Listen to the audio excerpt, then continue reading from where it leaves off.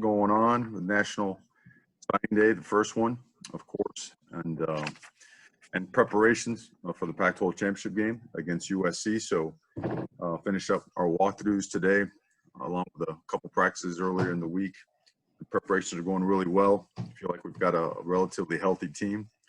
Looking forward to the opportunity, but overall, just an awesome National Signing Day, and still some more room to get an even bigger class. So that being said, questions, please. First question is going to go to James Crapia from the Oregonian.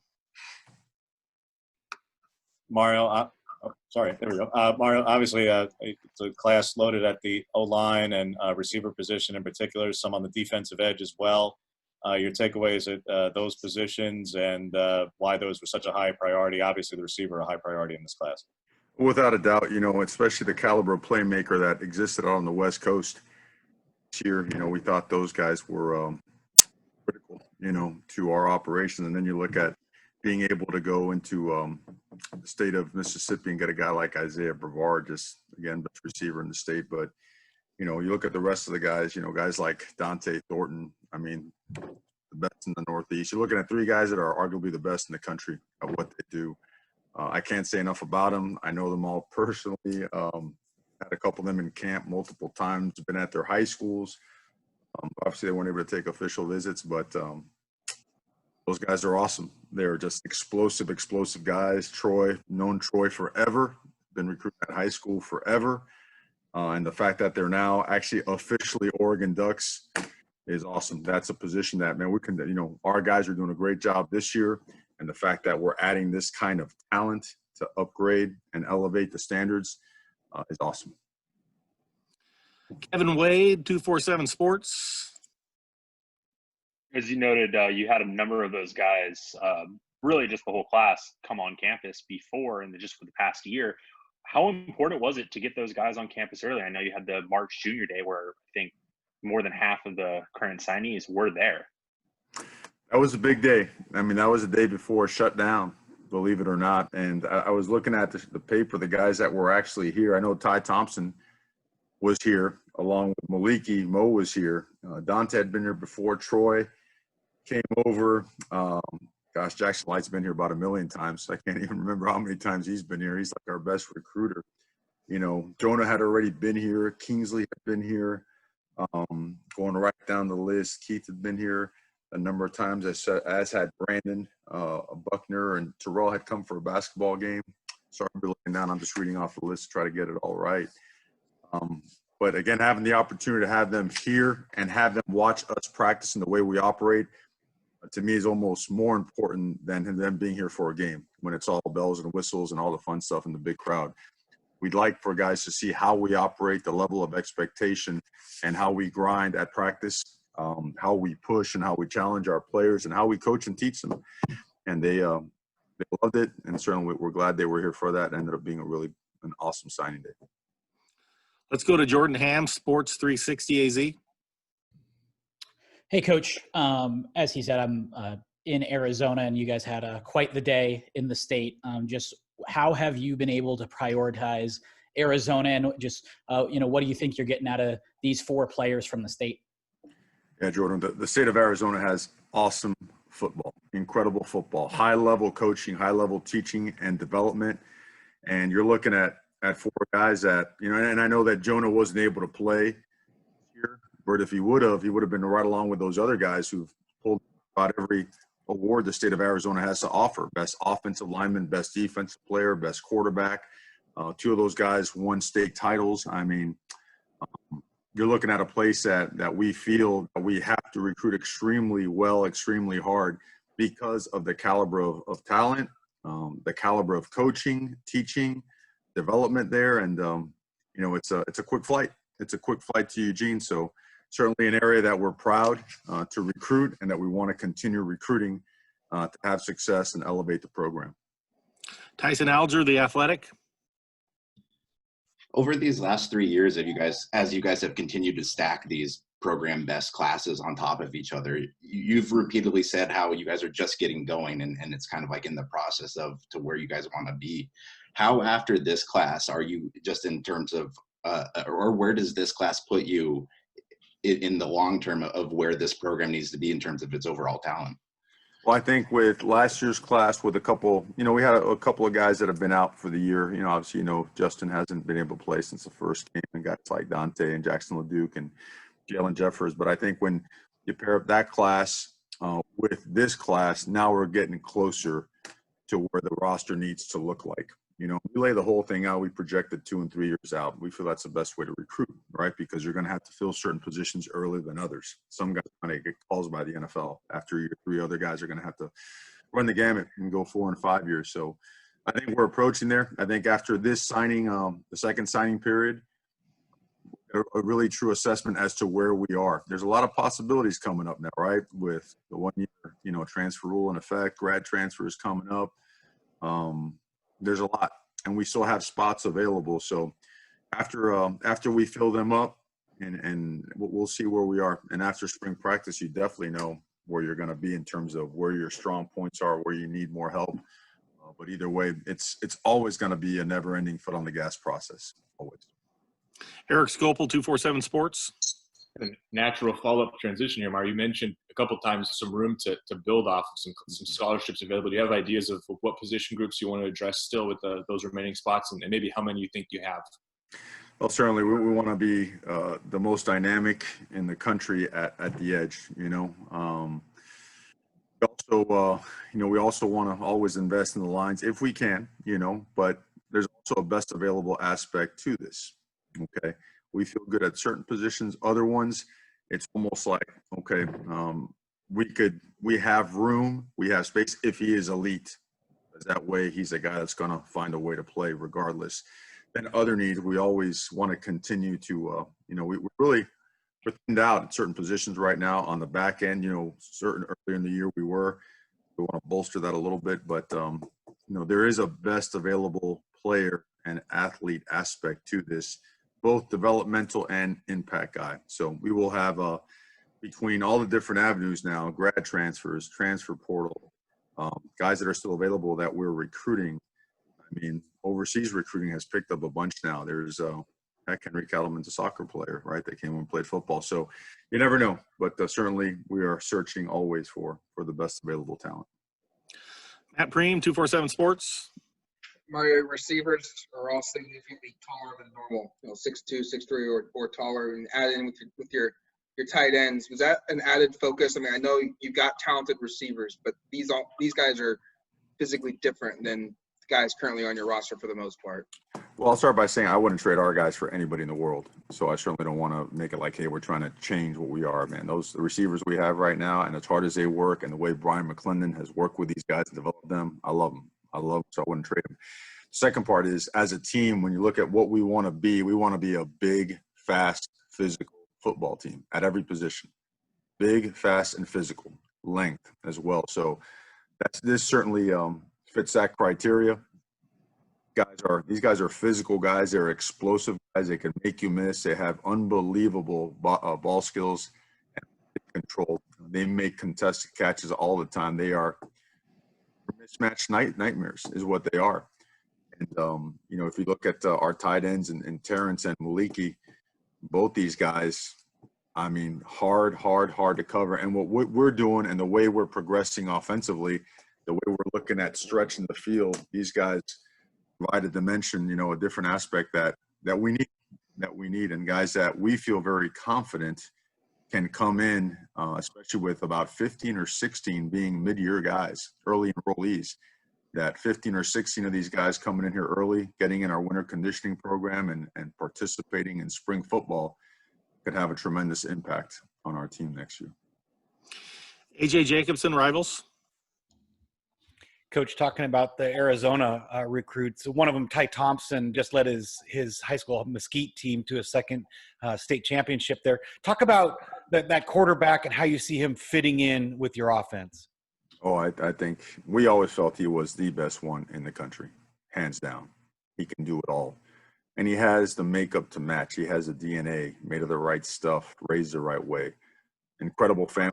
Had a chance to spend a couple days with them while they were here right before the pandemic hit. And, inside and out, he is just a true champion, a winner, a field general. and a relentless worker. You know, every time you get a hold of the guy, he's at a gym or he's on the field or he's working.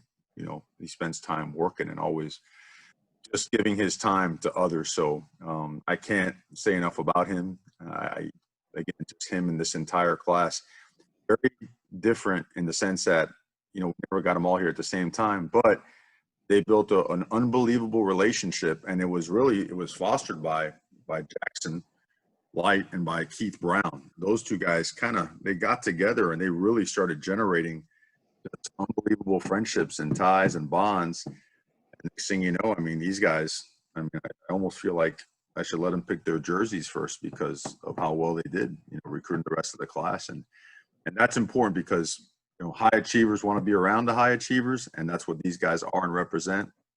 So we're focused on a game. While at the same time, I'm trying to gush a little bit about the class. You know, that's the balance of the day, right? It's been like that. But man, I cannot wait to see these guys on campus. But I can't wait because we have certainly business at hand that we need to take care of. Andrew Hobner, KZI. Yeah, Mario, I talked to Keith Brown a little bit earlier this afternoon, and I asked him about him kind of being a recruiter for this class. And he said one of the big things that he was selling kids on was the state of Oregon, moving here, living here, and what it was like. Having an Oregon native like that be able to paint a picture of this place when you guys can't get dudes in on visits or to come see Oregon itself unless they're doing it on their own time. How important was that for you guys during a sort of virtual year? Well, there's no doubt. Keith is like Mr. Oregon. I mean, I plan when the pandemic clears to go whitewater rafting with him and fishing with him. I mean, he knows the state inside and out, go hiking. I mean, the pictures he sends us, it's like, man, you know, part-time tour guide, you know, he could make a hell of a living. But I think, well, just look at, I guess the best way to examine it is just take a look at the Rose Bowl and who are your two MVPs, right? Two in-state guys. So is it important? It's critically important. It means a ton of those guys. And to be able to have the best player in the state join our family, for us, it's an honor. We don't take that for granted. And we always want to make the state of Oregon a priority in recruiting. And the fact that he is just so into his hometown, his home state, it's awesome. And those guys are so important in getting guys that come from, remember, if you look at our locker room and you read the whereabouts, the origins from all of the guys that come in, they're from all over. Like that really introduce them into our state, the culture, you know, the outdoors. It's a great thing to answer your question. Warren Williamson, Oregon Duck Football News. Mario, if you would, give us a snapshot of your day today. I mean, you said you're planning to play a championship game in a couple of days, one of the most important days today in recruiting. What time did you come in, and what's your day been like? And any surprises today? No, you know what? It lacked drama, which is good. I've been on the other side of some of these days where, man, when those phones go silent and you can't get a hold of somebody, get that in the pit of your stomach that something's up. You got a hold of them. Can you get a hold of them? I can't. What about you? I can't. Oh boy. So no drama. No drama today. Days for today for all of us start around 3:45, you know, and it's been carried on. We still got to go on, right? We still have prep. We still have a bunch of stuff to do. But I don't think any coach should ever like pat themselves on the back for that. Like that's what the job is. So just get it done. You know what I mean? Get it done. So, but that being said, yeah, there was no drama. I think one guy overslept and he was a little bit late on sending in his papers. So we're going to give him jersey number 00, and that's what he'll have to wear next year. James. It's a Friday's game, Mario. We didn't ask you as much outside of Slovis the other day. So at the skill positions, their receiving core on offense, their edge rushers on defense, how do you go about containing both of those groups on each side? Yeah, I think their wide receiver crew is deep. You know, it's more than just one guy, and they move those guys around. They put them in the 2 spot, the 3 spot. Obviously, you've seen, Drake London make a ton of plays at the slot position, but the rest of those guys are making plays all over the field. So you've got to be very disciplined. You've got to be very instinctive and reactive and play to the best of your ability, knowing that, they're about as good as it gets in the country. Okay, so there's no room let's say there's little room for error, especially as it relates to discipline and technique, because they'll get you. And their edge rushers are excellent. I mean, they really are. They're off the charts, but they're complemented by some really, really explosive and powerful interior play. You know, they have a lot of you know, 1 and 2 linebacker blitzes and cross blitzes from the odd front, from the 4 down front. So it allows those defensive tackles to one gap stunt and get up the field. And they're big, they're massive, they're explosive. They do a really good job with their hands. They've been coached really well. So a tremendous amount of respect for those guys up front. You have to play your best football. And I think when you get to championship games, that's what it's all about. You have to be at your very best to have success. Kevin. Coach, over the past few months, past some of your assistants, what they think about recruiting under you. And some of them call you the hardest working recruiting head coach. Some of your peers nationally have said that as well. Where did you develop that mentality of being a hard recruiting head coach? Just honestly, just humbled and privileged to be in this position, and just willing to do whatever needs to be done, and for the sake of the program, the community, the people, our players. So I don't know. I'm humbled that people have said that, but there's a lot of work to be done. Eric? Maybe tie this together a little bit, Mario, but Oregon, USC competing for Pac-12 championship, Oregon, USC, 2 best recruiting programs. That rivalry, both as, you know, in terms of on the field, but also recruiting, has it been, I don't want to say fun, but how has it been watching that develop here during your time the last 3 or 4 years? Well, for the entire conference, I have tremendous respect for everybody. Always will, always have. I think football requires that, you know, and you want to see it, you know. You want to see competition. You want to see teams really keep each other on edge and bring out the best in each other as a conference, which I think is extremely important for our conference. So we enjoy it. I'm sure they enjoy it. Get a chance to go on the field and play. Hopefully, every year in some way, either part of the schedule or to meet up in a game like this. So I think it's important for a lot of reasons, and I think it's a privilege to be in a game like this against our opponents. So really, just really fired up and excited about the opportunity. We got time for 1 or 2 more, Matt. This has been a year of adaptation. I'm curious, do you think you'll carry over anything from how you guys have had to recruit this year with Zooms and how easy it is now to get in front of face-to-face with someone digitally for when this pandemic is over and we can go back to a normal life? Is there anything you're going to carry over from this cycle? I think there certainly are some things that when they can't get to you, you got to bring Oregon to their home. We have found some things technologically that provided, we feel, some amazing advantages. Hopefully you're not talking to our staff members that are trying to get me to let them stay at home and hang out and do recruiting from home. That's not going to happen. But now these guys are grinders. They work hard. It really has. I mean, this technology, this Zoom stuff, whoever put it together, hats off to them. It's been a great teaching tool. I mean, even you should see Bobby Williams on this thing. I mean, Bobby Williams is he looks like it's like Star Wars, man. He's just doing all kinds of stuff and all kinds of graphics and lines and teaching guys on special teams, coverage, patterns, and all that. So, gosh, there's a bunch to be taken away from this. And we actually had a meeting on this right before we started camp, and we jotted a bunch of stuff down. I'll get that to you because that's a real important question for our processes going forward. And we're going to implement some things. But they all involve really, really hard work. We just got to get like a romper room for the kids, for those, the Nerf guns and the darts and all that stuff. That stuff's like out of control. So, last question, Tyson. Mario, just going back to the little drama aspect of today, if you go back to when the Pac-12 initially delayed everything or even announced that they canceled, I think there was a lot of people projecting that this was going to be a doomsday scenario on the recruiting front for this conference. But you have you guys and USC are still among the best classes in the nation. Just what sort of problems did that, or just like how was it recruiting considering the Pac-12 standing of getting things going later this year?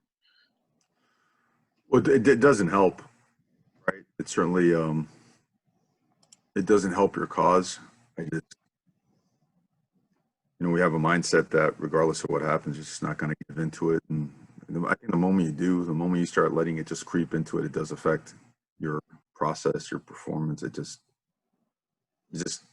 don't let anything chip away at it, and we chose not to, because when it started earlier, we're like, man, when it was first announced that we were pushing everything, we're like, our spring game is our recruiting thing. Like, that's the event. How are we going to overcome that? And if you look at the timeline, I have a pretty neat calendar that shows all the commitments happened. And there was a period of time where it was like, wow, we're putting in a lot of hours, and it's just, we're not generating the movement that we want. And then, over time, all of a sudden, it just really started stacking up and building upon itself. So yeah, it certainly presented, the end picture does not give you a full idea of how challenging it really was and how much we learned from it. So, but looking forward to moving on with an awesome class, and looking forward to adding more to this class as well.